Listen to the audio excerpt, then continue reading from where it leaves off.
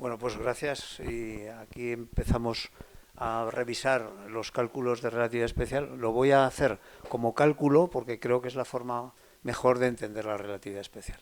No requiere unas matemáticas complejas, es muy sencilla, pero sí requiere un cierto grado de abstracción. Entonces, ¿por qué hacemos esta charla de relatividad? Pues porque es una de las bases que en cosmología y en física, digamos, para entender la astrofísica es importante. Realmente la relatividad especial cuando se desarrolló, al principio había que probarla, hubo pruebas con partículas, los muones, después posteriormente se ve que en los laboratorios de física de partículas se está cumpliendo constantemente. Toda partícula que tiene velocidad cercana a la luz, como son la mayor parte de los electrones que se manejan en laboratorios de partículas, cumplen la relatividad especial, con lo cual está probadísima. No hay dudas. Esto ya tiene categoría de teoría, o sea, porque predice cosas, nunca ha fallado y es realmente importante. Entonces, por este motivo es lo que nos motivó a hacer la charla. Vamos a ver, primero, por qué falló la mecánica de Newton y por qué problemas había, después las hipótesis de Einstein, y después veremos cómo se desarrollan estas hipótesis con su profesor de matemáticas Minkowski y las relaciones de transformación espacio-tiempo. Después veremos paradojas que surgieron. Cuando hizo Einstein esto, pues se lanzaron todos los físicos a tratar de retarle con paradojas, lo mismo que hizo Einstein con la teoría cuántica, que se dedicó toda su vida a intentar hacer paradojas de la cuántica y al final no lo consiguió, o sea, las resolvían todas. Pues lo mismo le pasó al revés, todos los que querían hacer paradojas de esto se las resolvían. Y Einstein, pues con esta teoría triunfó. Después veremos la expresión esta famosa, E igual a mc cuadrado, de dónde sale. Veremos relaciones de energía-momento, lo mismo que el espacio-tiempo, el gran invento fue ponerle una rayita en medio, o sea, antes se creía que el espacio iba por un lado y el tiempo por otro. En el momento que se puso una rayita es que van juntos. Pues lo mismo pasó con la energía-momento. La energía iba por un lado, el momento por otro. Pues no, son dos cosas que se intercambian. Y veremos cómo se modifica la masa con la energía, las presiones de radiación y aplicaciones a cosmología y a astrofísica, que es el objetivo del grupo este. Bueno, empezamos ya. En el año 1900, hacia 1900, había pues dos grandes teorías que no casaban. Era la mecánica de Newton y el electromagnetismo de Maxwell. ¿Por qué no casaban? Pues porque en las ondas mecánicas, sobre todo las ondas progresivas, en física, siguen esta ecuación. Esta ecuación dice que la variación espacial de una amplitud de onda, la variación de la variación, en realidad es la variación de la variación de una amplitud respecto del espacio, es igual a inverso de la velocidad partido por la variación de la amplitud respecto del tiempo. Vale, y después Maxwell había obtenido esta ecuación. Entonces son parecidísimas. Dices, anda, esto es una amplitud, esto también. Esta es una onda mecánica, esta es una onda electromagnética. Y nos sale que el inverso de v cuadrado es igual a estos coeficientes. Estos son unas constantes universales que salían de las fuerzas eléctrica y magnética. Esta es la permeabilidad magnética y tenemos aquí también la constante eléctrica, ¿no? Entonces, veían pues que la velocidad de la luz, de la velocidad al cuadrado era igual a estas constantes, pero estas constantes son constantes en el universo. Entonces, ¿por qué esta velocidad es constante? ¿Qué misterio hay aquí? ¿Hay una velocidad en el universo que es constante y máxima? Pues esta fue la duda, ¿no? Entonces, todas estas cuestiones se mezclaron también con que si la luz era una onda, como estaba demostrado desde la época de Huygens, que Newton apostaba porque la luz eran partículas y Huygens porque eran ondas. Realmente son las dos cosas. Después de Huygens se fue comprobando que siempre la luz se comportaba como una onda y cumplía perfectamente, la teoría de Maxwell se casaba perfectamente con la teoría de ondas, con lo cual se asumía que la luz era una onda. Entonces se veía, se hacían experimentos con ondas y se hizo un experimento, había un fenómeno que era el arrastre de Fresnel, y es que cuando tú pones luz y la pones por un fluido y el fluido se mueve, la velocidad de la luz aumenta o disminuye. O sea, el fluido arrastra a la luz. Esto se sabía. Bueno, y aquí he puesto el experimento de Fizeau que hizo con el arrastre de Fresnel. De aquí sale un rayo de luz, se lanza por arriba, se divide, el rayo de luz se lanza por arriba, pasa a través de un fluido que está circulando, este fluido está circulando, aquí el fluido arrastra la luz acelerándola, después esta luz viene, choca contra un espejo, rebota, vuelve, sigue por el fluido de abajo que sigue acelerándolo porque va en el mismo camino que la luz y vuelve aquí a un punto de interferencia donde se crea una imagen, ¿no? Lo mismo se hace con una luz que va, el rayo se divide también con otro que va por abajo y hace el mismo recorrido. Lo que pasa es que en este recorrido lo frena, porque aquí se frena porque va al revés que el fluido, en el espejo rebota y vuelve a través en contra de la velocidad del fluido y se veía que interferían. O sea que realmente se veía claramente que los fluidos arrastran la luz. Pero claro, esto se veía que no ocurría con la luz que viene de las estrellas. O sea, la luz que viene del universo no es arrastrada por ningún objeto. Y esto fue un gran misterio durante los finales del siglo XIX. ¿Qué ocurría? Pues se intentó ajustar a lo que se sabía en aquel momento de mecánica. Si era una onda, pues tenía que, y tenía este comportamiento, pues tenía que ser una sustancia que la transportara, que lo llamaban éter. Este éter, ¿qué características podía tener? Bueno, pues lo primero, como era una velocidad tan grande, este éter tenía que tener una rigidez grandísima. Si es muy elástico, no transporta las ondas de forma lenta. Pero si es muy rápida, como es la velocidad de la luz, que se había medido ya, pues se veía que tenía que ser rigidísimo. Con lo cual se calculaba que el módulo de compresibilidad de este éter era del orden de 10 a la 12 pascales. Y para que cumpla lo que es la velocidad de la luz con respecto a moverse en un fluido, tenía que tener una densidad de 10 elevado a menos 5 kilos por metro cúbico. O sea, y además de eso, una viscosidad prácticamente cero para los objetos. Es decir, un fluido que no tiene viscosidad para ningún objeto, tiene una densidad bajísima, bajísima, casi como el vacío, pero tiene una rigidez con un módulo de compresividad superior a cualquier objeto que se conoce, a cualquier metal, acero o diamante, de cualquier cosa. Entonces se veía rarísimo, tan raro que Mendeleev propuso darle al éter el número 0 de la tabla periódica, como curiosidad. Bueno, pues le damos el 0 y a ver qué pasa. Vale, siguieron la cosa. Ya hemos visto pues, que se creó un problema serio. Aquí, más o menos, lo que explico un poco más detalladamente, la ecuación de ondas, lo mismo, se obtiene con los valores con estos valores que tenemos aquí de la permitividad eléctrica y la permeabilidad magnética, sale que la velocidad de la luz salía 300.000 kilómetros por segundo, que es lo que más o menos experimentalmente se había medido por procedimientos muy diferentes.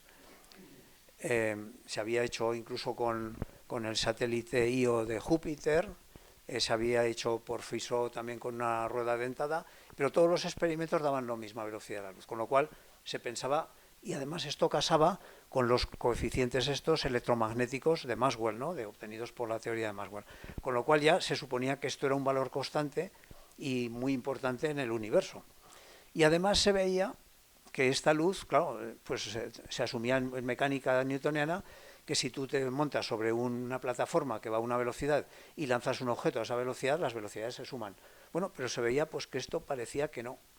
Vamos a ver. Y entonces, ante todas estas dudas, pues se hizo un experimento muy importante, quizás uno de los experimentos más importantes que ha habido en la historia de la física, es el de Michelson-Morley. Entonces construyeron un interferómetro que es muy parecido al que se emplea con las ondas gravitacionales actualmente, ¿no? O gravitatorias. Se ponía una lámpara de luz, la lámpara de luz lanzaba, se suponía que esto estaba en la Tierra, todo este experimento, esto es un gran experimento, daros cuenta que estos brazos medían 11 metros. O sea, esto es una plataforma gigantesca. Ponían una luz, esta luz la enfocaban mediante un colimador de luz, la lanzaban contra un espejo semitransparente, la luz parte rebotaba, iba a otro espejo, a un espejo completo, rebotaba para abajo, traspasaba el espejo semitransparente hacia otro espejo, volvía a rebotar y sumaban las dos luces y las interferían aquí. ¿Qué ocurría? Que si la Tierra, estos brazos en principio eran iguales, eran con una precisión alta, eran iguales, y se supone que la Tierra se mueve hacia allí, esto estaba montado sobre la Tierra, lógicamente, que se mueve en el éter del espacio. ¿A qué velocidad? Pues a 30 kilómetros por segundo, más o menos, se mueve la Tierra alrededor del espacio. Entonces, si tú giras estos espejos, teníais que haber un cambio en la figura de interferencia. Porque claro, si aquí, ¿qué le pasa? Pues que esta luz primero avanza a la velocidad, va contra el éter, rebota a favor del éter, y aquí no, el éter no influye porque va transversal. Haciendo estas operaciones, pues claro, aquí está la construcción matemática donde se veía, si queréis entrar en detalles, pues que este cambio, al girarlo, tenía que haber un cambio de 0,4 franjas. Se utilizaba una luz de unos 550 nanómetros, una longitud de brazos de 11 metros, y tenía que haber un cambio de franjas aquí, de interferencia, no se veía nada. Entonces, se suponía pues que nunca que se ha hecho este experimento se ha visto ninguna interferencia diferente.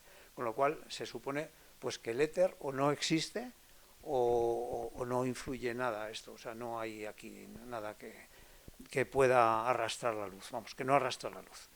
Con lo cual se ve que jamás ha ocurrido esto y para cualquier observador y cualquier fuente la luz siempre era la misma. O sea, la velocidad de la luz siempre era la misma, independientemente de que la fuente de luz se mueva o de que el observador de la luz se mueva. Es una constante universal que no depende ni de la fuente de luz ni del observador. Solamente depende del medio. Si la luz entra, evidentemente, en agua, pues hay un coeficiente de retardo en el agua o en cualquier sólido, ¿no? En cualquier sólido transparente. Pero en el vacío era una constante universal. Entonces ya se planteó esto como un hecho experimental. En esta época, Einstein ya había recibido información de matemáticos como era Lorentz y Poincaré, porque habían hecho un ajuste matemático para que esto casara. Y estas son las transformaciones de Lorentz que se habían hecho antes de que Einstein interviniera. Y Poincaré también había hecho un desarrollo muy parecido, incluso más amplio que el de Lorentz. Lo que pasa es que murió poquito de eso y no llegó, Poincaré no llegó a celebrar la victoria de la relatividad como le pasó a Lorentz. Y Einstein propuso dos hipótesis. O sea, Einstein se encontró que todo el aparato matemático estaba ya construido por Lorentz y por Poincaré. Pero él hizo dos hipótesis muy fuertes, rompiendo la física antigua. Todos los sistemas inerciales son equivalentes. Inerciales quiere decir que se mueven, no hay aceleración en el sistema, ¿no? En el caso nuestro, desde el punto de vista de la cosmología, son lo que se llaman los objetos cayentes, ¿no? Objetos pues, que se desplazan por lo que son pues, las líneas geoides, ¿no? Donde no hay aceleración. Entonces, la segunda hipótesis es que la velocidad de la luz en el espacio libre es siempre c. O sea, realmente una hipótesis que fue afirmar toda la experimentación que había para cualquier observador, independientemente de la fuente y del movimiento del observador. Sin contar un efecto que lo he puesto aquí, que es el efecto Unruh, que es cuando hay aceleraciones de la fuente. Pero esto es pasar a otro nivel que no es el de esta charla, que es para entender las bases. Entonces, hay un experimento que voy a detenerme un poquito aquí, que es muy interesante, que es un experimento mental que lo hacía Einstein, y después esto también se ha repetido bastante en libros didácticos para explicarlo. Supongamos un tren que va a una velocidad que es el 80% de la velocidad de la luz, o sea, 240.000 kilómetros por segundo. Tiene una altura de unos 1.000 millones de metros y una longitud de 100.000 millones de metros. O sea, una bestialidad de tren. Vale, y el tren va a esta velocidad y pasa por delante de un andén. Vamos a ver. En el tren tiene esta velocidad y pasa por delante del andén y están los dos de acuerdo, tanto hay un observador en el andén y otro observador dentro del tren, y los dos están de acuerdo en tres cosas. Que la velocidad del tren es v, la velocidad de un sistema respecto de otro es v. Puede ser el tren, pero claro, para el tren es el andén el que se mueve. Esto es lo que nos pasa cuando estamos en el tren y no sabemos si se mueve el tren o es el tren de al lado el que se está moviendo. Pues lo mismo. O sea, la velocidad de un sistema no acelerado respecto de otro es v, y en eso están de acuerdo los dos. Están de acuerdo en que la velocidad de la luz es c para todos y están de acuerdo en que al pasar por un punto calibran sus relojes y sus metros. Cada uno tiene un metro, el del andén tiene un metro y el de dentro tiene otro metro. Y los calibran al pasar por el cero. Al pasar por la línea cero, ponen los relojes a cero y el inicio del metro lo ponen a cero. Vamos a ver qué ocurre. El señor que está dentro del tren, desde abajo, tiene un rayo de luz y lo lanza a un espejo arriba. O sea, está aquí, zas, y tira con un espejo un rayo hacia arriba y le rebota. O sea, el que va dentro del tren no ve nada más que tiras para arriba y vuelve y mide el tiempo. Ese es el tiempo del interior del coche este, ¿no? Este vagón, que será igual a la altura partido por la velocidad de la luz. Esto lo elevamos al cuadrado, es que la velocidad de la luz al cuadrado es igual a la altura al cuadrado partido por el tiempo interior del reloj interior. Este es el tiempo del reloj interior al cuadrado. ¿Qué ve el que está en el andén? El del andén no ve eso, porque como se está moviendo, ve que el rayo de luz, como el tren camina para allá, el rayo de luz tiene dos componentes, una que sube, pero otra que se desplaza también en horizontal. Entonces esto es el teorema de Pitágoras, que es lo más que tiene la relatividad general, que es el teorema de Pitágoras. O sea, perdón, la relatividad especial. Después se puede complicar, de hecho se complica mucho más, pero la base para entenderlo es el teorema de Pitágoras, que todo el mundo sabe. Es decir, el tiempo que este señor ve fuera, en su reloj que marca fuera, es el recorrido que hace, es decir, esta hipotenusa del triángulo, que es h al cuadrado más v cuadrado t0 cuadrado, el tiempo que el recorrido de esto, t0 cuadrado, partido por c, por la velocidad de la luz, porque en eso están de acuerdo todos, ¿vale? Y desarrollando esto nos sale que c cuadrado es igual a esto. Igualamos esto con esto y nos sale esta igualdad. Como sabemos que la altura es igual a c por el tiempo interior, sustituimos la h cuadrado por esta cosa al cuadrado. Seguimos operando y nos sale que el tiempo que marca el reloj en el interior del tren es igual al tiempo que marca en el exterior multiplicado por la raíz cuadrada de 1 menos v al cuadrado partido por c cuadrado. Esto va a ser una constante que nos va a aparecer constantemente después en relatividad, ¿vale? Vamos a hacerlo con números. ¿Qué tiempo es este? Bueno, pues la altura son 10⁻⁹ metros partido por la velocidad de la luz, son 3,3 segundos que tarda el rayo en subir arriba. No lo he hecho doble porque entonces todo se nos multiplica por 2 y para efectos didácticos hay que quitar doses por todos los. Entonces lo he hecho como si fuera solo un trozo, un tramo, ¿no? Pero en realidad lo que ve el señor dentro es que tira el rayo y le vuelve y mide el tiempo de ida y vuelta. Pero esto lo hago solo a la mitad y así como más despejamos cosas. Vale, entonces nos sale que el tiempo interior es igual a la altura del tren partido por c, 3,3 segundos. ¿Qué ve este señor? Pues este señor ve otra cosa, ve que el tiempo en el exterior es igual al tiempo en el interior partido por la raíz cuadrada de este objeto.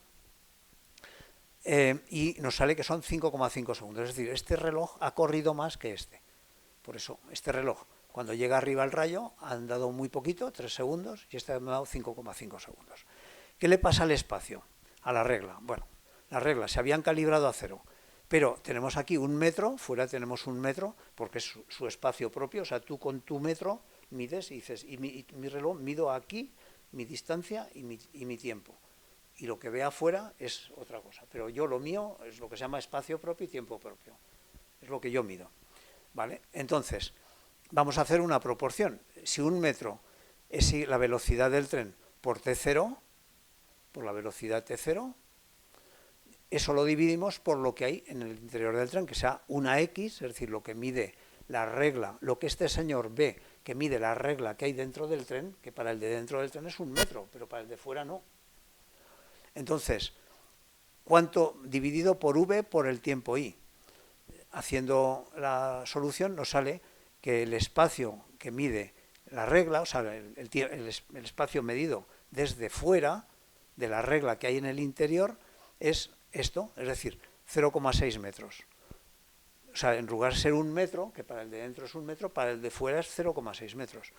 Y si esto lo trasladamos a la longitud del tren, pues haciendo la proporción nos sale que la longitud del tren no es 10 elevado a 11, sino 0,6 por 10 elevado a 11. Es decir, el tren se nos ha achicado en la dirección en la que avanza.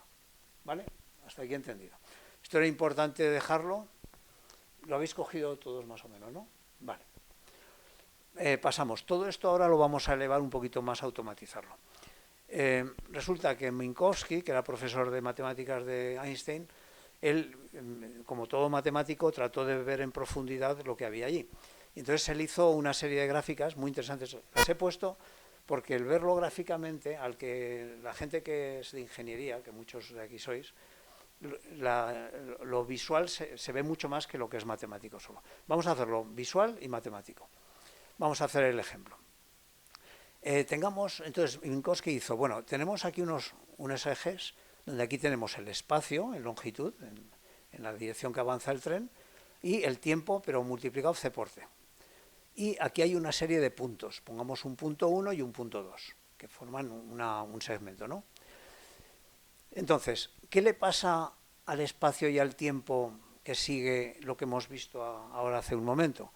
Pues haciendo los cálculos de Minkowski, que no los voy a repetir ahora, calculaba que el eje del tiempo se viene hacia aquí y el del espacio se viene hacia aquí, el del espacio en la dirección del movimiento, se viene hacia arriba. Con lo cual estas coordenadas quedan achicadas, ¿no? Quedan más cerradas.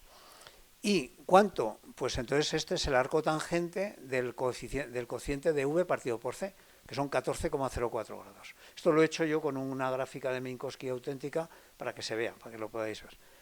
Y entonces aquí aparecen dos magnitudes muy interesantes que vamos a tener que en relatividad se mantienen siempre porque facilitan mucho los cálculos. Uno es el cociente V partido por C.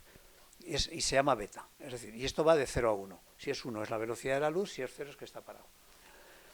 Y el otro es el inverso de 1 partido por 1 menos beta cuadrado. Beta cuadrado es v partido por c al cuadrado, que hemos visto justo aquí, que era esto. Es decir, 1 dividido entre esto es gamma. Este valor entero es gamma. Es el inverso de esto. Y gamma vale desde 1 hasta infinito. Cuando la velocidad se acerca a la luz o está ya con tendencia hacia la luz es infinito. Si está parado es 1. Este se le llama factor de Lorentz. Ha cogido tanta repetición, es tan iterativo siempre que se hacen cálculos que tienes hasta su propio nombre ya y apellido. Factor de Lorentz. Entonces, ¿qué nos aparece aquí? Pues en el gráfico vamos a hacer el cálculo para que es como mejor se ve. Él establece, lo veremos, pero simplemente lo nombro, establece Minkowski una hipérbola de calibración. ¿Qué es esta? Es lo que está puntuado. ¿Por qué hipérbola de calibración? Lo nombro solo y vamos a hacer los cálculos. Porque aquí la hipérbola de calibración pasa por el 1. Pasa por el 1. El 0 es el calibrado de los dos sistemas. Cuando un sistema pasa frente a otro y pones a 0 los relojes y los metros. Y a partir de ahí mide una unidad. Pero a medida que este eje sube para arriba, a medida que se acerca, que la velocidad aumenta, este eje se va a ir subiendo, el eje X', que es el 1 ya no va a ser una rotación de este eje, sino que el 1 va a estar donde converja la hipérbola de calibración con el eje. Es decir, el 1 está ahí. ¿Vale? Entonces, con estas dos premisas vamos a hacer el cálculo. Tengamos un punto 1 que está en 2,5 y 1,25. Vamos a ver, el punto 1 está en 2,5 de tiempo. Siempre pongo tiempo y espacio. Ahora veremos un poquito el desarrollo de esto. La primera coordenada es el tiempo, 2,5. Estamos 2,5, aquí está el punto 1 en 2,5. En el espacio, en 1,25. 1,25, ¿vale?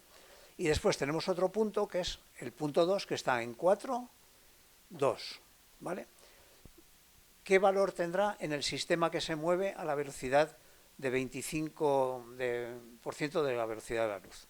Bueno, pues las coordenadas que tiene se trazan contra los ejes que se han movido de Minkowski, pero puedes hacer dos proyecciones. Una proyección que se llama contravariante, esto ahora no lo voy a explicar, solo el concepto. Puede ser contravariante cuando va paralela al eje contrario, aquí, y este se traza hacia aquí, o covariante sería si fuera perpendicular al eje.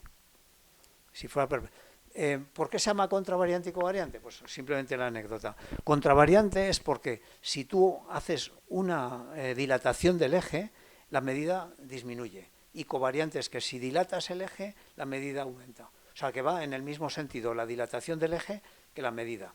Contravariante es que si tú dilatas el eje, o sea, las medidas del eje las multiplicas, las dilatas, te va al contrario. Pero es una anécdota, no va a influir en los cálculos. Entonces, ¿qué vemos? Pues que este punto se transforma en el otro sistema. 2,5 se transforma en 2,3 y 1,25 se transforma en 0,7. El otro punto lo mismo, el 4 se transforma en 3,6 y el 2 en 1,1. Entonces ya puedes calcular las distancias de este segmento, la distancia temporal y espacial. Distancia temporal, pues la distancia que hay entre un espacio y otro. Si este está en 1, en 2 y este está en 1,25, esta es la distancia del segmento para el sistema quieto, por decir así, el inercial que está el X, sería la diferencia, ¿no? De 2 a 1,25, 0,75. Esto es 0,75 metros es la distancia. Pero en el otro sistema es la distancia entre 1,1 y 0,7, o sea, sería 0,4 metros. Este segmento mide 0,75 en el sistema X y en el otro sistema, es decir, en el vagón, si se midiera desde el vagón, en el vagón, para el observador que va en el vagón, mediría 0,4. Para el que esté en el andén 0,75, el del vagón. Y lo mismo podemos ver distancias temporales. Hemos hecho una distancia espacial, ahora podemos hacer una distancia temporal. Pues la distancia entre temporal, entre este es de 4 a 2,5, este es 1,5. Una distancia de 1,5. Mientras que en el otro eje sería de 3,6 a 2,3. Es decir, hemos obtenido, bueno, vamos a ver aquí, estas distancias, o sea, temporales y espaciales. ¿Vale? ¿Me seguís? ¿Hasta aquí? Vale. Vamos a hacer esto, bueno, aquí, quiero acabar. Esto Einstein, una anécdota, lo valoró como una estética innecesaria, o sea, despreció a su profesor. Pero luego se ha visto que es muy útil para formalizar la teoría. O sea, realmente el modelo de Minkowski es muy útil y sobrepasa bastante lo que al principio le pareció a Einstein. Importante tener en cuenta, el espacio de Minkowski es plano, no es euclidiano, es decir, las distancias en el espacio de Minkowski no siguen a Euclides, que sería la diagonal entre un punto y otro, sino que, si os fijáis, es la resta del tiempo menos del espacio. Es decir, es minkowskiano, es una distancia minkowskiana, que no es igual que un espacio euclidiano, porque se mide la distancia de otra manera. Se hace el tiempo al cuadrado por c al cuadrado menos el espacio al cuadrado. Esa es la distancia minkowskiana. Pero esto no quiere decir que tenga curvatura. Eso quiere decir que es plano, pero intercambia espacio con tiempo. Es decir, ¿qué hemos hecho aquí? Pues intercambiar espacio por tiempo, de una medida respecto de otra. O sea, lo único que hemos hecho, el gran invento de Einstein, es colocar una rayita entre espacio y tiempo. Y se mide espacio-tiempo, para todos los casos. Ese es un avance. Vale, seguimos, que tenemos un recorrido abundante. Vale, esto mismo se puede hacer matemáticamente, porque Lorentz ya hizo estas transformaciones. Tiempo en el sistema S' y espacio X'. Bueno, pues esto mismo, mediante esta matriz sencilla, se obtiene la transformación de Lorentz. Para el mismo ejercicio, lo he puesto aquí, para que se entienda, hecho analíticamente, para que no sea solamente gráficamente, sino analíticamente. Y nos da lo mismo, como veis. O sea, nos da las distancias, 0,75 la distancia, 0,4, y estas son las transformaciones. Y estas son las diferencias temporales. Aquí me voy a meter un momentín en un detalle, que es, claro, al ser Minkowski vio que había, debido a la hipérbola, había un invariante métrico, que era el espacio por c cuadrado menos, perdón, el tiempo menos el espacio. Esto, veréis libros que se pone al revés, a veces ponen el tiempo con negativo y todos los espacios en positivo. Conviene hacerlo así, modernamente se pone más así, aunque en todos los libros anteriores estaba de la otra manera. Pero te da lo mismo el cambio de signos. Pero ¿por qué se pone así? Porque este espacio, este invariante métrico, si es positivo, es que está en el mundo real, está en lo que se llama zona de causalidad o zona temporal. Mientras si da negativo es que está en zona espacial o zona de no causalidad. Si lo pusiéramos al revés, esto con negativo y esto con positivo, el negativo sería que está en el mundo real, cosa que choca un poco. Es decir, hombre, en el mundo real vamos a ponerle positivo porque es como más natural. Pues por eso simplemente se ha cambiado en los signos, no tiene más. Aquí voy a ver un momentín este invariante. Este invariante lo vamos a ver aquí cómo se demuestra que existe, porque claro, dices aquí, vale, te lo meten con calzador, pero vamos a ver cómo se demuestra. Imaginaros un eje en rojo que avanza hacia allí, en la dirección Y, en el eje Y, y un eje azul que está quieto. Estos dos ejes, en el momento que se calibran, que las coordenadas coinciden una con otra, lanzan un rayo de luz esférico. Lanzan un fogonazo de luz, pero en forma esférica, ¿no? Entonces, esta esfera se va abriendo a la velocidad de la luz. Es como si fuera, digamos, una emisión de una estrella, ¿no? De un cuásar que emite en todas las direcciones. Entonces, ¿qué ocurre? Pues que el radio el radio al cuadrado de esta esfera será igual a la velocidad al cuadrado por el tiempo al cuadrado, el radio al cuadrado, y coincide con las coordenadas cartesianas de la esfera. Es decir, podemos decir que c cuadrado por delta de t cuadrado es igual al radio al cuadrado y a la suma de coordenadas. Pero esto mismo en el otro sistema, en el sistema que se mueve, en el sistema rojo, también lo mismo. Es decir, al final, porque coinciden en el mismo punto y la velocidad de la luz es igual para los dos. Es decir, nos coinciden. Con lo cual, como este radio es igual a este radio, porque los dos van a ver lo mismo, cómo se desplaza la luz, pues nos queda que el tiempo al cuadrado por c cuadrado, el trocito de tiempo, el periodo de tiempo incremental que se produce, menos todos los espacios al cuadrado es igual. O sea, tenemos aquí ya la invariante. Esto lo nombraré después, pero me adelanto. En física hay que distinguir entre cantidades conservadas e invariantes. Esto es muy importante, que mucha gente le cuesta entenderlo. Una invariante es algo que se mide igual en cualquier sistema de medida. O sea, yo estoy quieto, mido lo mismo que un señor que va a toda velocidad pasando por ahí. Eso es una invariante. Es decir, que al cambiar el sistema de medida sigues midiendo lo mismo. Eso se llaman invariantes. Magnitudes conservadas es distinto. La energía se conserva, el momento se conserva, pero se conserva dentro del mismo sistema. Si cambio de sistema ya no se conserva. O sea, la energía que yo voy a medir desde mi sistema es distinta a la energía que va a medir otro señor desde su sistema que se mueve, porque va a transformar energía en momento. Lo mismo que de un sistema a otro, lo que haces es intercambiar espacio por tiempo. Por lo mismo, intercambias energía por momento.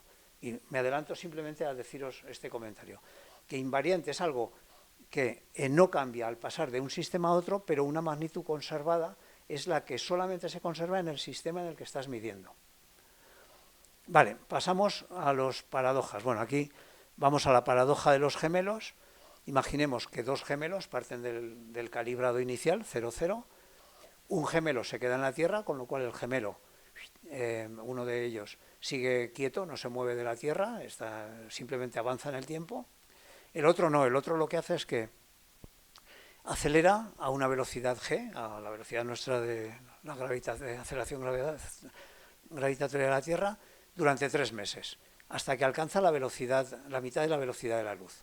En ese momento se queda ahí quieto, con lo cual beta es igual a 0,5 c, a 0,5, beta, no, aquí esta c sobra, beta es 0,5 y gamma es 1,15, ¿vale? Con el cálculo que hemos dicho antes. Al cabo de 29,7 años decelera con G negativa, o sea, llega aquí, frena y se invierte la velocidad durante 6 meses hasta que pasa a la velocidad, pero al revés, de vuelta a la Tierra. Es decir, sigue avanzando en el tiempo, pero en el espacio lo que hace es retroceder. Y llega a la Tierra al cabo de 30 años, ¿no? Más o menos, unos 30 años, ¿vale? Entonces se encuentra que el tiempo para el señor que ha ido en el vuelo son 60 años partido por gamma, como hemos visto, 52 años. Pero para el señor que está en la Tierra eran 60 años, es decir, 8 menos que su hermano. Esta es la paradoja de los gemelos. Esta paradoja no se puede ver desde el punto de vista contrario, es decir, y ahora me pongo yo en el gemelo que vuela, porque ese gemelo está acelerando. Es un sistema en aceleración. Un sistema en aceleración no se puede. El único que puede hacer la medida de acuerdo a la relatividad es el que está inercial, el que no acelera, que es el que se queda en la Tierra. Entonces, esta es una de las paradojas famosas que tiene. Después hay otra paradoja que es la del granjero.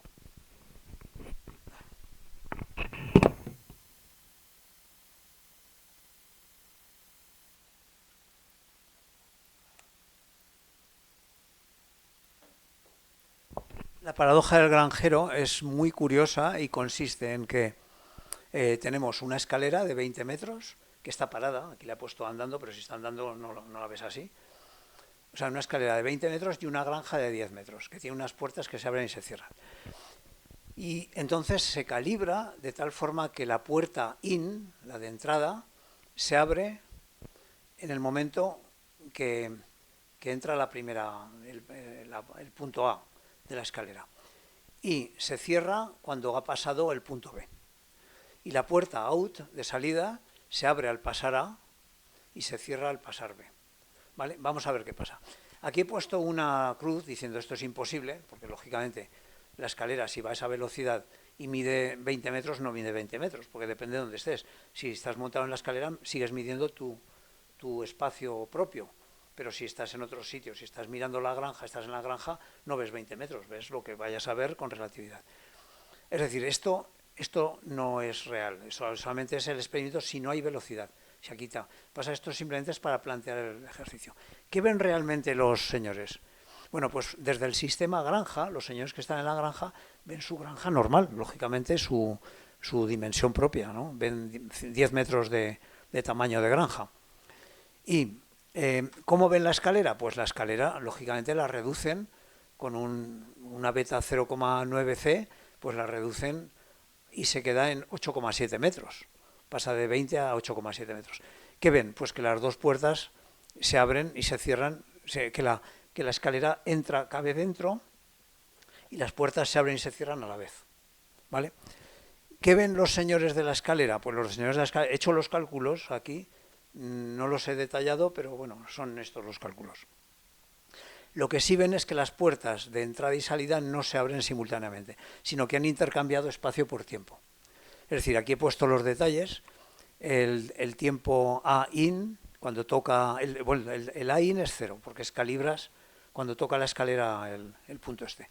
El B-in, cuando ya viene la parte de atrás, son 74 nanosegundos. Esto lo podéis hacer y os saldrá esto. La puerta in se cierra a los 74 nanosegundos y la puerta out se abre con 16 nanosegundos. La puerta out se cierra con 90 nanosegundos y no hay simultaneidad entre los dos sistemas. O sea, no. La escalera pasa, esta escalera pasa por ahí sin romper ninguna puerta, y esta lo mismo, porque es que los tiempos no son igual. Aquí son simultáneos, aquí no son simultáneos. ¿Vale? Esto ha dado mucho juego, hay muchísimas paradojas de este tipo. Está la paradoja también de la cucaracha y una pieza que la mata según qué velocidad. Bueno, pero es lo mismo, al final el cálculo siempre es el mismo. Y estos eran paradojas que le ponían a Einstein para ver si le tiraban la teoría, pero bueno, nunca se la tiraron. Y vamos a ir avanzando. Ahora, la primera prueba realmente que dio fuerza a todo esto fueron la medida de la velocidad de los muones, o sea, la existencia de muones en la Tierra, ¿no? En la superficie terrestre. Los muones se descubrieron hacia el año 35 más o menos, detectaron unas partículas. Al principio se creían que coincidían con los piones de Yukawa. Vieron que sí, que la masa era muy parecida, pero que su comportamiento era totalmente distinto. Los muones son como electrones, pero pesados, gordos, mientras que son 200 veces más pesados que un electrón, la masa. Y se forman en las capas altas de la atmósfera, entre unos 20.000 y 10.000 metros de altura. Como curiosidad, voy a deciros que en el eclipse solar vamos a tirar desde la agrupación astronómica un globo, sonda, y ya se han tirado varios de prueba para asegurar de que vamos a tener éxito. Con una cámara que grabe el eclipse desde arriba, se le van a poner instrumentos. De hecho, en las pruebas ya les hemos puesto los instrumentos. Se ha puesto un detector de muones y hemos medido que a unos 20.000 metros de altura da el máximo de muones. ¿Por qué muones? Los muones no vienen de fuera. Los muones se forman por colisión de partículas alfa y protones contra las capas altas de la atmósfera, contra el nitrógeno y el oxígeno atmosférico. De las capas altas a alturas, pues eso, sobre 20.000 metros ya es zona estratosférica, es estratosfera. Entonces se forman los muones en esa zona, pero tienen un tiempo de vida. El muón se va a descomponer, el muón negativo y el muón positivo, el antimuón, ¿no? Se van a descomponer en electrones y neutrinos. Y esto, con curiosidad que cuento, se está utilizando actualmente para escanear por dentro las pirámides de Giza, porque no se sabe las cámaras que hay y como se atraviesan por muones, según la permeabilidad, en según qué dirección van los muones, puedes ver si hay oquedades o no, y haciéndolo tridimensionalmente se está intentando, con estudios muy elaborados, ver qué huecos hay para darle forma, como si fuera un escáner, ¿no? Un TAC. Es como ver un TAC para ver los huecos que hay dentro de la pirámide y poder mapearla sin verla, a través de que los muones las atraviesan. Vale, pues los muones, aquí vamos ya con la prueba. Si la mecánica es la de Newton, pues se nos forman los muones, y de 1.000.000 de muones, por poner 1.000.000 de muones, a esta velocidad que vienen, que más o menos es cercana a la luz, 0,98 de beta, ¿qué tiempo? Y en 10 kilómetros, que es más o menos vamos, por poner un ejemplo, esto es un ejemplo que he puesto, como si aquí se nos forman el máximo, aunque hemos medido 20.000, pero vamos a poner 10.000 aquí, 10.000 metros. Si esto ocurre, como el muón tiene un tiempo de caída de 34 o sea, 34 microsegundos, entonces esto, como sabemos la vida del muón, el muón tiene una vida propia. Es decir, si le pones un reloj, al cabo de unos un microsegundo se muere. Es una partícula que es muy lenta de morir, O sea, 10 a la menos 6 segundos es una barbaridad de tiempo en física de partículas. O sea, lo normal es 10 a la menos 15 o 10 a la menos 20. O sea, 10 a la menos 6 es una partícula que vive muchísimo. Entonces, tendría como 21 vidas. O sea, que el reloj del muón, si aquí hay un tiempo universal, que el reloj del muón es el mismo que el tiempo del señor que está abajo, resulta que ha vivido 21 vidas, ha pasado desde que ha salido hasta que ha llegado a la Tierra. Cuando haces la probabilidad de que salen a que no, elevado a 2 por 10 al número de vidas, sale que llegaría de cada millón 0,3 muones. O sea, de cada 10 millones, 3 muones llegarían a la superficie. Y eso no es lo que sale. O sea, experimentalmente se ve que llegan muchísimos más muones a la Tierra. Entonces, esto coincide perfectamente con la predicción de obtener el tiempo, de que hay dos tiempos. Hay un tiempo que lo marca el reloj del muón, porque es el que marca su vida. Claro, el muón se muere con el tiempo de su vida, de su reloj, y el tiempo que marcamos abajo en la Tierra. Entonces, aquí sale un gamma, para este beta 0,98 sale un gamma 5. Es decir, que estos muones, el tiempo realmente que para el muón pasa es 5 veces menos. O sea, pasa de 34 microsegundos a 7 microsegundos. Estos son 4 vidas solamente. 4 vidas ya da para que lleguen bastantes más muones. Cuando haces la probabilidad, te sale que tienen que llegar a Tierra sobre 50.000 muones por cada millón que salen. Y esto es lo que más o menos se mide, casi siempre. ¿Vale? Esta es la prueba que hubo más importante inicialmente. Ahora vamos a ver otro experimento, el que las velocidades no se suman.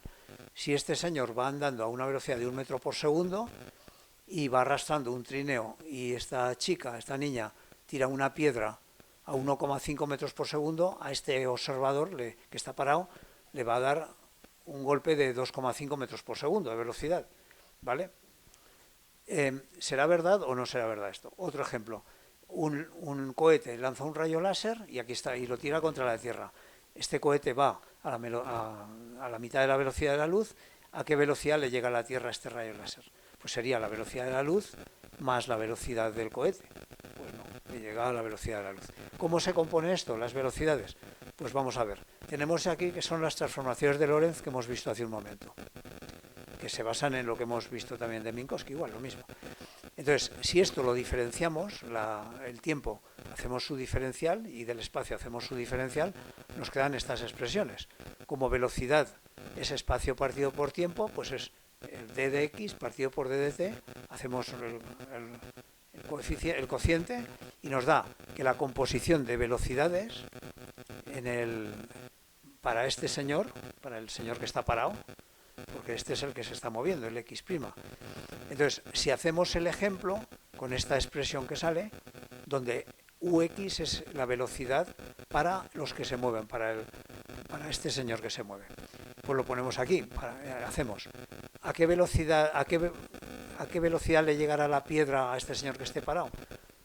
Pues le llega a 1,5, que es la velocidad que tiran la piedra, más 1, que es la velocidad a que va este señor, o sea, aquí se han sumado, pero se dividen por 1 partido por 1 menos más v, es 1,5, partido por c cuadrado.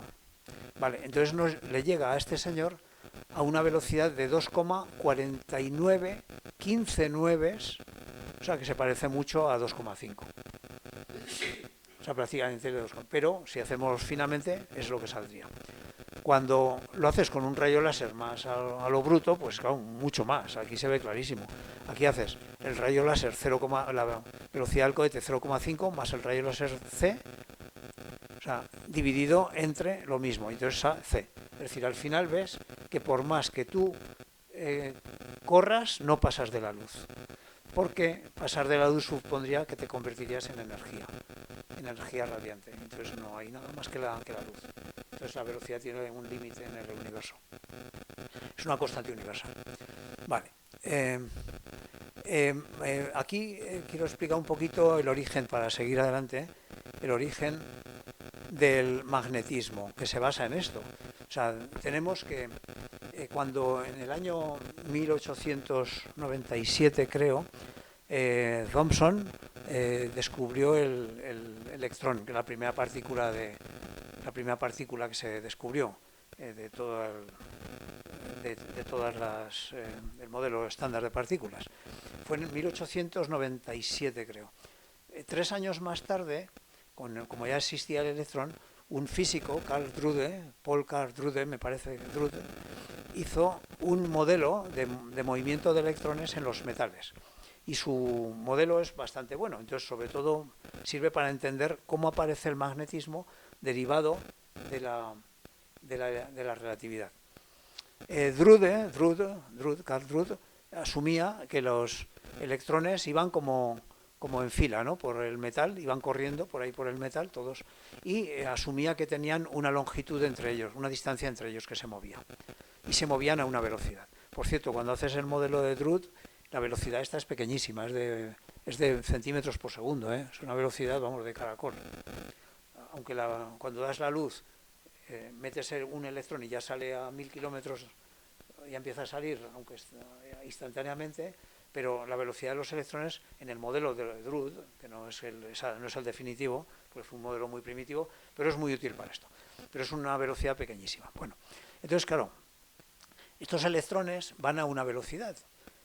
Entonces, para un observador que está quieto, ve una distancia, o sea, que está quieto, no, perdón, el observador para una carga de observación que pones aquí de medida, que sea negativo, va a haber una repulsión de estos electrones, pero esta carga la vamos a mover a esta velocidad también, de de centímetros, me parece que es 1 centímetro por segundo, lo que mide más o menos en el cobre, se puede calcular fácilmente. Entonces, si esta carga la mueves a esa velocidad, para ella esto está quieto, los electrones no se mueven, por lo tanto su distancia se mantiene, no hay contracción del espacio, lo mismo que poníamos el trenecito y el andén. Pero para un señor que está en el andén, claro que hay una contracción, porque se van moviendo, pero se contraen un poquito, pero poquísimo, porque claro, es una velocidad ridícula, dices, pero es poquísimo, es del orden de 10 elevado a menos 20, pero como son muchos electrones, pues claro, los electrones son del orden del número de Avogadro, que son 10 elevado a 26. Entonces, si en un trozo de cable, hice la simulación más o menos en el modelo en pequeñito, y claro, un trozo de cable no es el número de Avogadro, pero es del orden de 10 a 20. Es decir, al final, aquí todos contribuyen un poquitín a acortarse. Este señor lo ve más cortita la distancia entre los electrones, porque se están moviendo para él. Es como el tren que se mueve, se le acorta su metro, ¿vale? Pero claro, se acorta poquísimo, pero son muchos. Es decir, se aporta del orden de 10 elevado a menos 20, pero son unos 10 elevado a menos 20 electrones, con lo cual la suma de todos es significativa. Y aparece entonces una fuerza suplementaria que es mayor, es una fuerza mayor.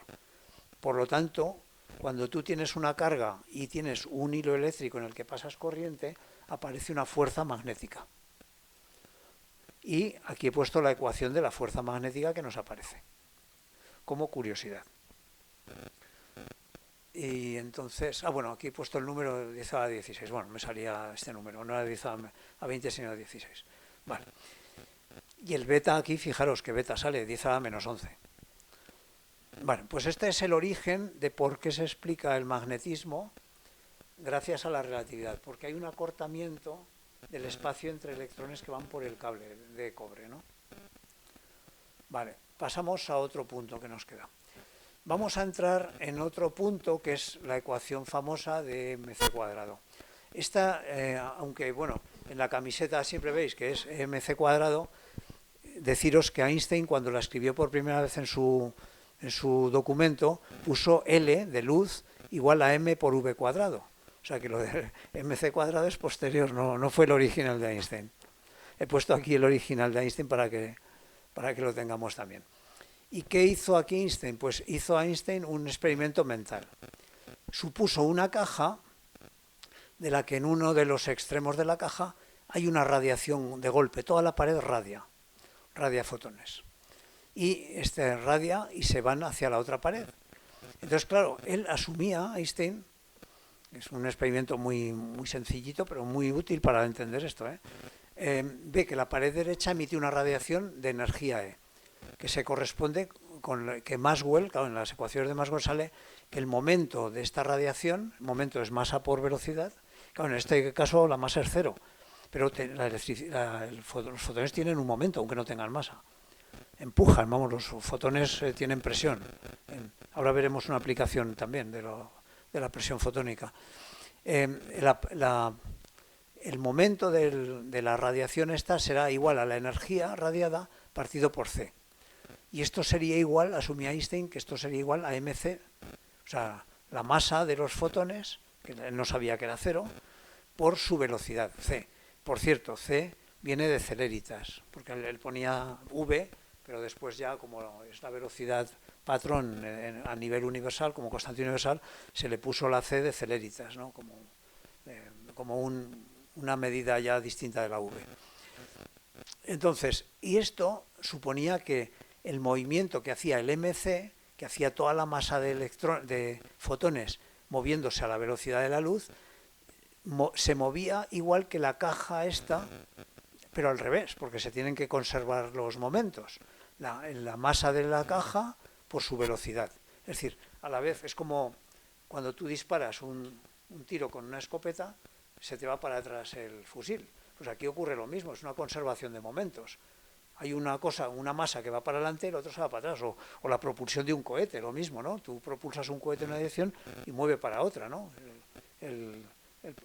La eyección va en contra del cohete. Pues aquí es lo mismo, ¿no?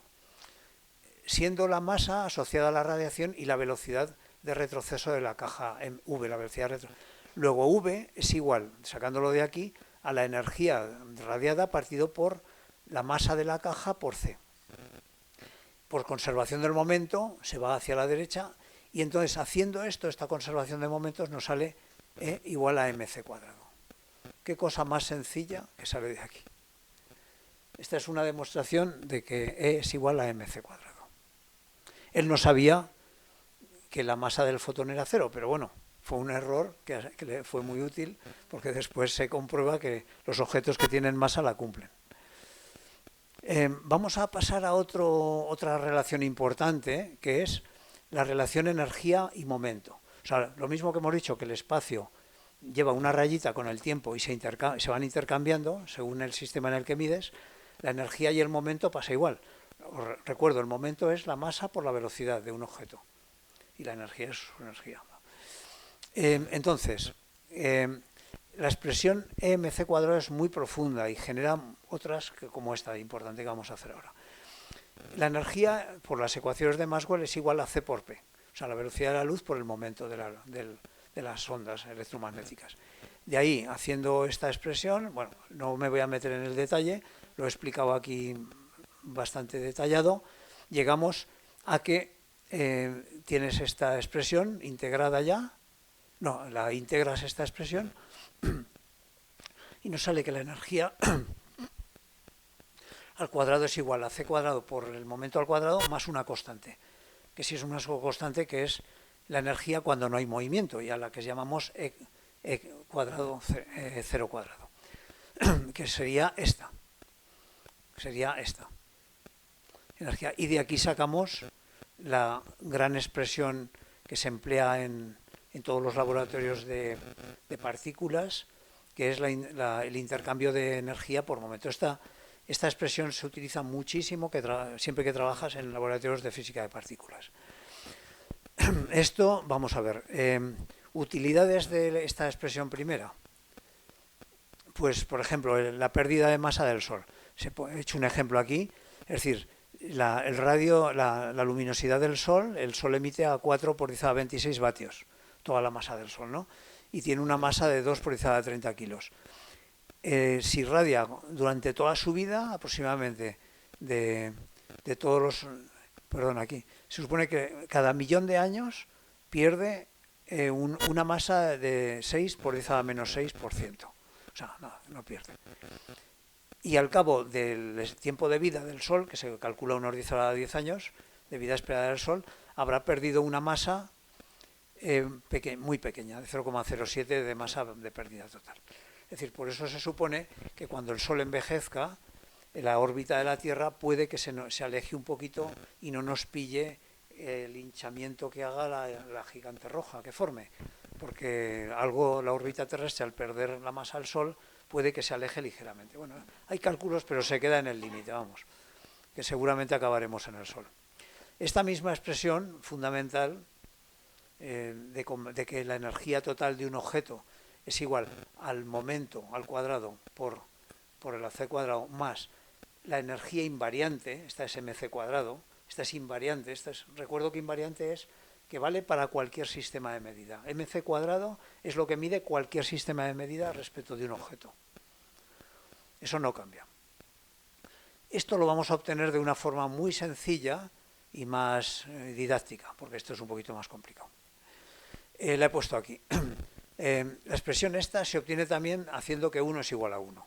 Si hacemos que 1 es igual a 1 menos beta cuadrado por 1 menos beta cuadrado, como 1 menos beta cuadrado es gamma cuadrado, pues ya tenemos que 1 es igual a gamma cuadrado menos gamma cuadrado beta cuadrado. Y multiplicando ambos miembros por m cuadrado c cuarta, nos queda esta expresión. Esta es lógicamente la invariante, o sea, lo que es típico de cualquier partícula, la invariante de masa de una partícula, masa-energía. Esta es el valor que tendrá la energía total de ese sistema que se mueve, que es mayor que el que está parado, lógicamente, porque tiene una energía cinética, y este es el momento, la parte debida al momento. Entonces, esto también se puede expresar mediante las ecuaciones de Lorentz de la misma manera, tiene el mismo el mismo conversor de Lorentz, la matriz de Lorentz es la misma. Pero en este caso es energía-momento. Y estas son las ecuaciones de Lorentz aplicadas a energía-momento, no a espacio-tiempo. E cuadrado igual a mc cuadrado es la energía en reposo de la partícula, que al tener una masa invariante en reposo se le asigna a esa masa como típica en reposo. Vamos. Vale, aquí vamos a tocar un tema importante, y es que cuando un cuerpo lo calientas, aumenta su masa. Vamos a verlo. O sea, dices, este objeto pesa 1 gramo, pero si lo caliento, pesa más de 1 gramo. O un muelle, cuando un muelle, por ejemplo, no lo calientas, pero lo aprietas, al apretarlo, aumenta su masa. O al estirarlo, aumenta su masa, porque le estás dando energía. Entonces, a todo objeto que le das energía, va a aumentar su masa, porque hay una conversión de masa a energía. Y vamos a demostrarlo matemáticamente. Curiosamente, vamos a ver.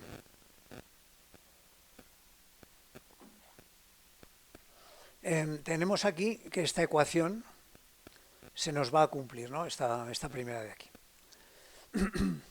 Pero vamos a sumar todas las partículas. Supongamos que tenemos una caja. Esto lo he puesto en PDF, entonces esto no se mueve. En PowerPoint todo esto se movía. Estas partículas estaban dando golpes por todos lados. Aquí no se mueve. Entonces, hacemos el sumatorio de todas las partículas que hay aquí. Entonces, el sumatorio será m cuadrado c cuadrado, que es esto, pero sumado a todas las partículas. Será igual a la suma de todas sus energías menos la suma de todos sus momentos, convertidos de esta manera, ¿no? O sea, pero ya hemos hecho la suma de toda la caja entera. ¿Qué ocurre? Pues que el momento, sacando los momentos aquí, los momentos por c cuadrado, será igual a la suma de todas las energías menos la suma de todas las masas convertidas a energía en reposo. Vale. Y supongamos ahora que estas partículas están a 0 Kelvin, está congelado a 0 Kelvin, no se mueve ni una. Entonces, ¿qué quiere decir a 0 Kelvin? Que el momento de todas es 0. Aquí es 0 cada una y la suma de todas es 0. Y ahora le metemos calor a esta caja, le metemos energía, que puede ser o calor o energía de tipo cinético o de tipo potencial. O sea, si es un muelle, lo apretamos o lo estiramos. Si es energía cinética, se la damos mediante calefacción, lo calentamos el gas o calentamos el muelle. ¿Qué ocurre a esta ecuación? Al meterle energía, o bien calor o bien energía, el muelle, si está comprimido o está estirado, al disolverlo, las moléculas van a saltar y van a empezar a moverse igual. Se van a empezar a mover de forma caótica en la disolución. Entonces comienzan a moverse de forma caótica, con lo cual, al moverse todas de forma caótica, este sumatorio va a seguir siendo 0. Porque unas se van a mover para un lado, otras para otro, al final la suma de todas va a ser 0, porque el caos hace que la suma sea de 0. Con lo cual, aquí nos va a aparecer una nueva masa para cada partícula, una vez que lo has calentado, de tal forma que la suma de las masas nuevas, ya calentado, será igual a las masas en primitivo antes de calentar, más el calor al cuadrado partido por c a la cuarta. Y esto será mayor que la suma de las masas que estaban inicialmente en reposo. Luego, al calentar, obtenemos que aumenta la masa, al calentarlo o al meterle energía a un sistema. Vale, después hacemos preguntas porque vamos un poco justos de tiempo. Presión de radiación. Bueno, hemos dicho que los fotones no tienen masa, pero sí tienen momento. Eso se ve en que la luz te empuja. La luz te empuja, y eso lo vemos en experimentos como es el radiómetro de Crookes. Esto lo venden como aparatitos de estos de graciosidad que se ponen encima de los televisores, o el radiómetro de Crookes no es nada más que unas chapitas, por un lado es negra y por el otro lado es espejo, lo pones a la luz, se supone que el negro, están en el vacío, el negro absorbe la radiación, con lo cual el golpe que le da el fotón lo mueve, pero lo absorbe y pero el que golpea en la parte de espejo, ese rebota y le da momento. con lo cual el radiómetro de Crookes lo que hace es que gira. Por curiosidad os diré, yo tengo en casa, pero giran al revés todos. Los radiómetros de Crookes todos giran al revés. Te esperas que giren como digo yo, que el que le golpea sobre la plata rebote y el sobre el negro no rebote. Pues no, todos van al revés. Y todos van al revés porque no es vacío perfecto, porque los radiómetros de Crookes que venden es un vacío muy malo. Y entonces hay aire en la bola, en la masa. ¿Y qué ocurre? Pues que el aire se calienta. Cuando tú lo pones esto a la luz del sol, calientas el aire. Entonces las moléculas que están delante de la chapa negra se calientan más que las que están delante del espejo. Y por lo tanto, al calentarse golpean más a la chapa negra y la mueven. Y en cambio a la que está en espejo no. Pero todos funcionan al revés, salvo los que están bien hechos, que experimentalmente. Y con esto se midió que la energía se relaciona con el momento, pero con un buen radiómetro de Crookes, con esta expresión. Es decir, que el momento de un fotón es la energía partida por la velocidad de la luz. Entonces, siguiendo con esto, tenemos que hacer aquí no voy a entrar en detalle, pero sí iré al final. Si tenemos una caja con fotones, una caja de tamaño L, entonces estos fotones golpean las paredes. Entonces, al golpear las paredes un número n de fotones, un tercio va contra una dirección y golpean desalojando, le dan fuerza. O sea, el momento en la unidad de tiempo se transforma en fuerza. Entonces esto se transforma en una fuerza, como tiene una superficie, la fuerza la transformamos en presión. Entonces, haciendo todo esto, nos sale que la presión de la caja es 4 veces el radio a ver, un momentín. Sí, la energía radiante, efectivamente, partido por 3C.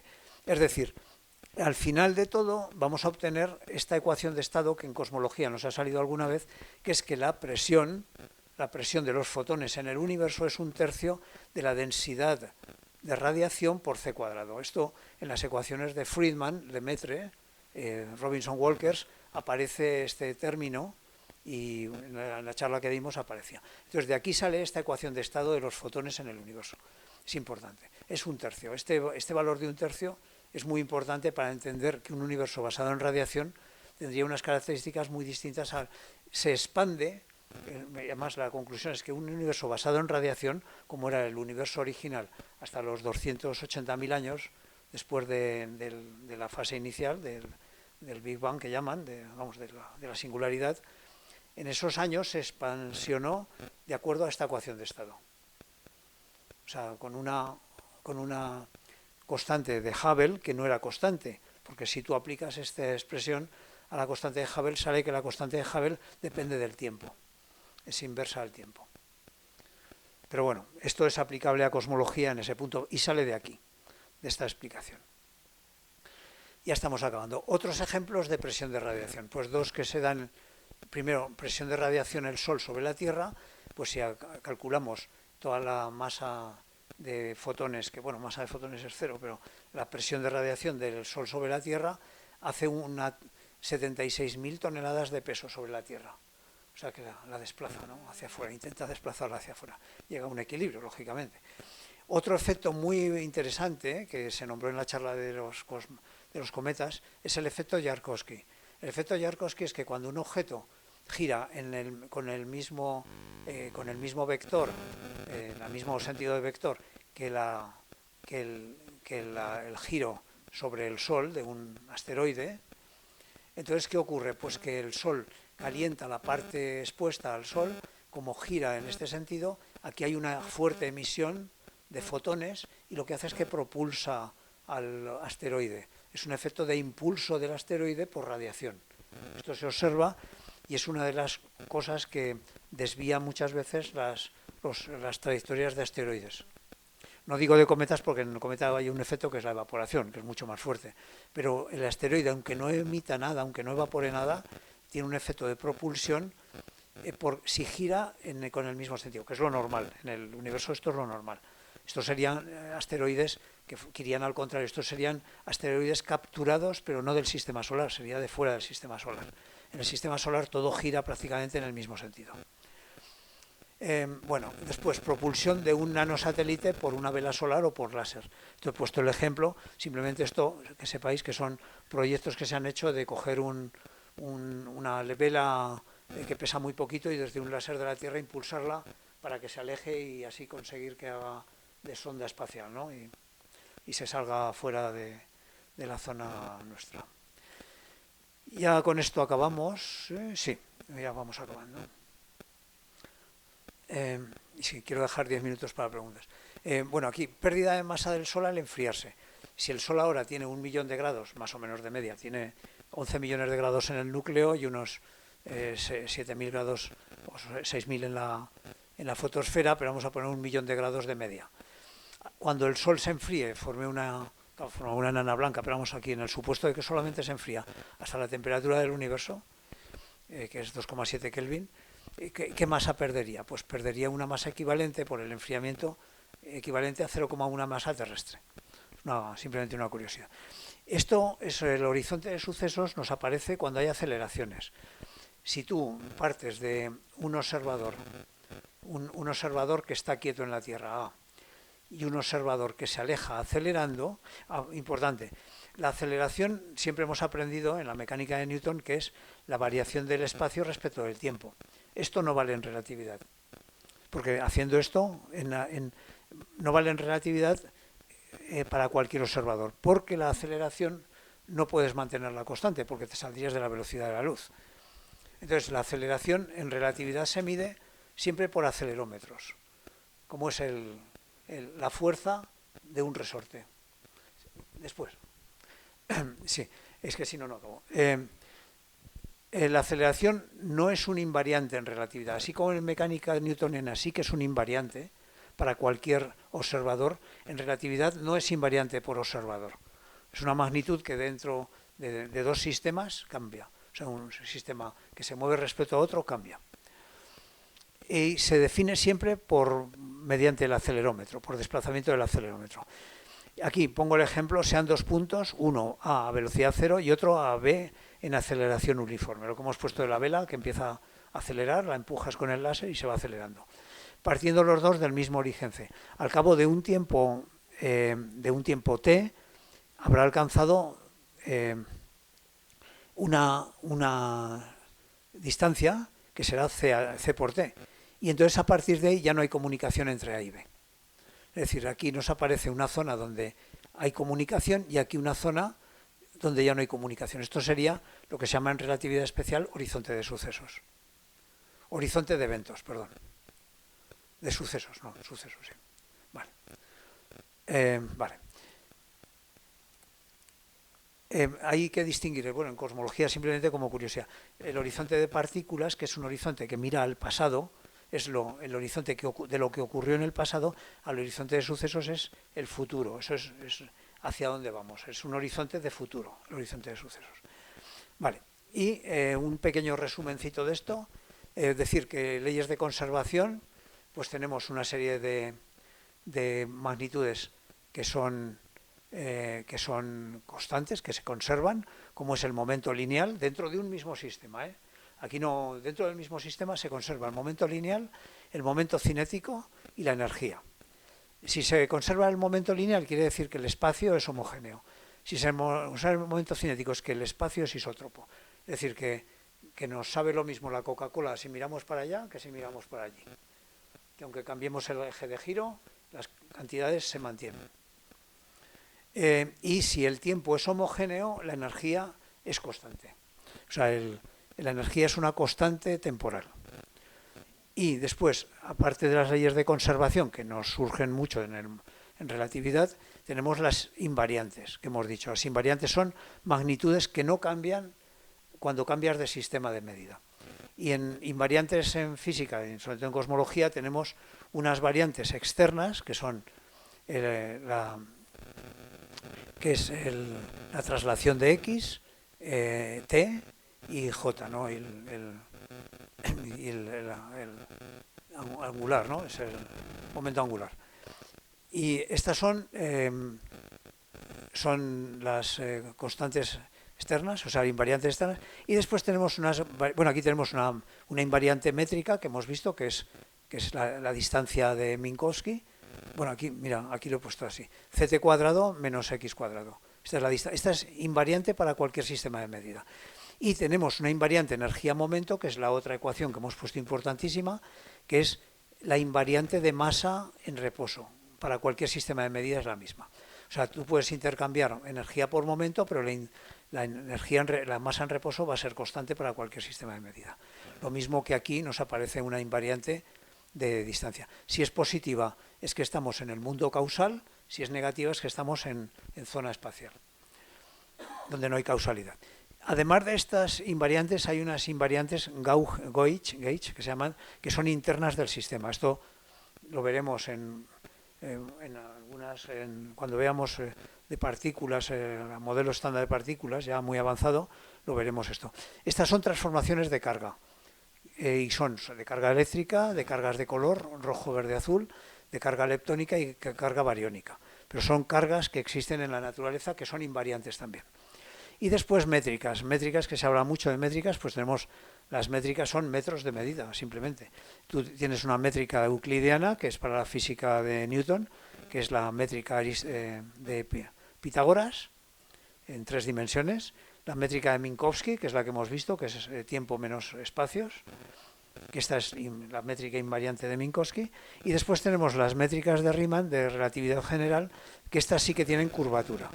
Y este es el tensor métrico de Riemann, que tiene que tener, pues, son en variedades que se llaman pseudo-riemannianas, ¿no? Que puede tener valor positivo o negativo este valor. Y con esto hemos acabado. He puesto estos señores famosos. Aquí hay gente muy importante que no sale. Por ejemplo, Drude no sale aquí.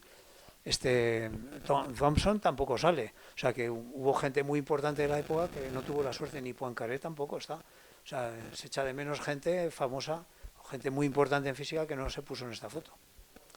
Y ahora ya son todo preguntas, lo que queráis.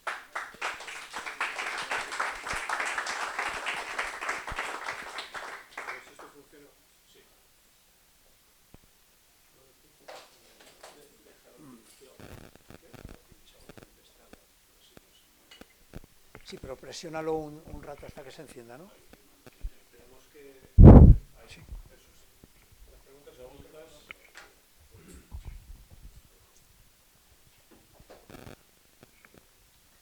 Gracias, Fernando, por la presentación. Cuando has empezado a explicar el horizonte de sucesos, hablabas ahí sí, ahí, cuando hablas el espacio de Newton, la aceleración diferencial de x con respecto al tiempo, yo creo que es diferencial de v, de la velocidad con respecto al tiempo. ¿Cuál? La fórmula esa que has puesto ahí. ¿Está aquí? Sí. Ah, vale, perdona. Sí, cierto. Sí, está mal. Sí. Vale. Y, sí. Y otra cosa, con respecto a la presión fotónica en el universo, el parámetro constante 1/3 de la densidad, sí. ¿ese de dónde sale? Porque si son un cubo hay 6 caras... Sí, pero en una dimensión pega 2 veces. Ah, vale. Son 6 caras, pero es la misma línea, le pega a las 2 caras. Vale. O sea, son 3 dimensiones al final. Vale, gracias. Eso, si entráis en detalle, veréis el desarrollo que he hecho. Vamos. Sí, Ismael. Sí, no, yo más que nada era recalcar un par de ideas muy bonitas que ha introducido la teoría de relatividad especial, ¿no? Una de ellas que es el tema de la velocidad constante de la luz, ¿no? Que actualmente el concepto moderno es el concepto de velocidad límite cósmica, ¿no? Que se ve que hay absolutamente todas las señales o todas las partículas no pueden ir más allá de ese valor c, ¿no? Tanto las ondas gravitacionales como la luz, como cualquier partícula con masa que tiene que ser inferior, ¿no? Y otra idea muy bonita que introdujo la teoría de relatividad especial es que podemos ver el universo donde estamos como un universo con 4 dimensiones, ¿no? Una temporal y 3 espaciales, ¿no? Y esto se refleja en que todas las magnitudes importantes son como vectores de 4 dimensiones, como puede ser el espacio-tiempo, la energía al momento, o tensores, como puede ser el electromagnético, ¿no? Esto pues son una forma de ver el universo muy original, ¿no? Sí, voy con dos cosillas muy importantes que me surgen de lo que comentas. Primero, la velocidad de la luz yo no la llamo la velocidad de la luz, yo la llamo la velocidad del espacio-tiempo sobre la que la luz surfea. Pero eso es una cosa que digo yo. Pero me encaja mucho con todo lo que voy viendo y voy estudiando. O sea, yo creo que la luz es capaz de surfear sobre el espacio-tiempo, que realmente es la velocidad del espacio-tiempo lo que mueve. No sé si tú como físico opinas igual, pero para mí es lo que me encaja. Es algo, yo creo que inherente a la estructura del espacio. Efectivamente, eso es. Un límite, sí. Un límite que se aplica a las distintas señales, ¿no? Y experimentalmente se ha comprobado. Para mí es el tema de la velocidad de las ondas.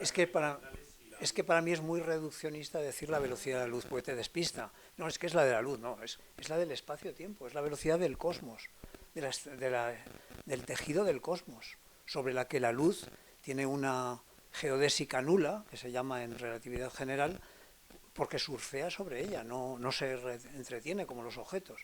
O sea, la luz es capaz, o posiblemente cuando se detecten los gravitones, posiblemente pase lo mismo, surfearán sobre el espacio-tiempo. Pero para mí, y la segunda cosa que me surge, lo que comentabas, es que la velocidad de la luz a nivel cuántico no es c. Esto sí que tengo que relatarlo. Según la electrodinámica cuántica, c es la media. Pero tú tienes probabilísticamente a niveles muy pequeños de física cuántica, a niveles microscópicos, que la luz puede ir más o menos. O sea, lo mismo que, porque todo es probabilístico en cuántica. Pero la media, en cuanto pasas a un objeto macroscópico, es c. Pero en niveles muy microscópicos no tiene por qué ser c.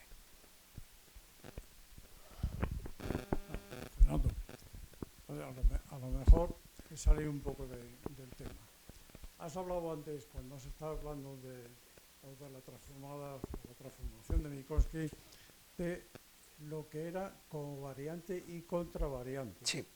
Yo siempre he tenido la impresión de cuando estamos hablando luego de tensores covariantes o contravariantes, es que sean o divisibles, derivables por el tiempo o por el espacio.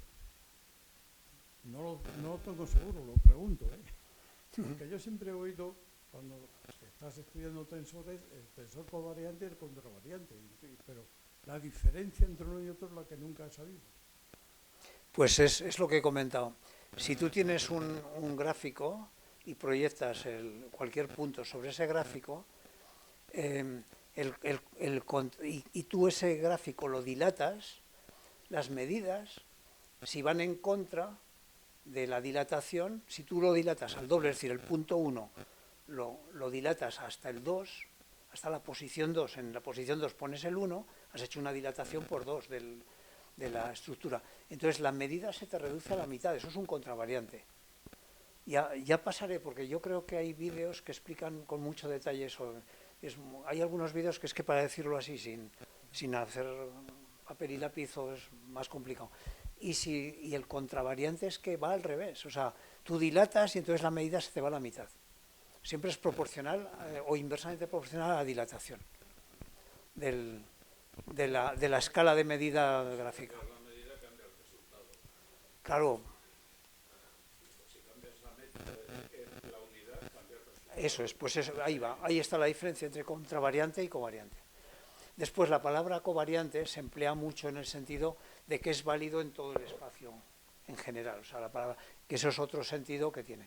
Pasa que a nivel de geometría minkowskiana, es lo que estoy diciendo, es eso, la gráfica que al dilatarla, contravariante es que tienes que proyectar el punto no perpendicularmente sobre el eje de medida, sino paralelo al eje contrario. Eso es un contravariante.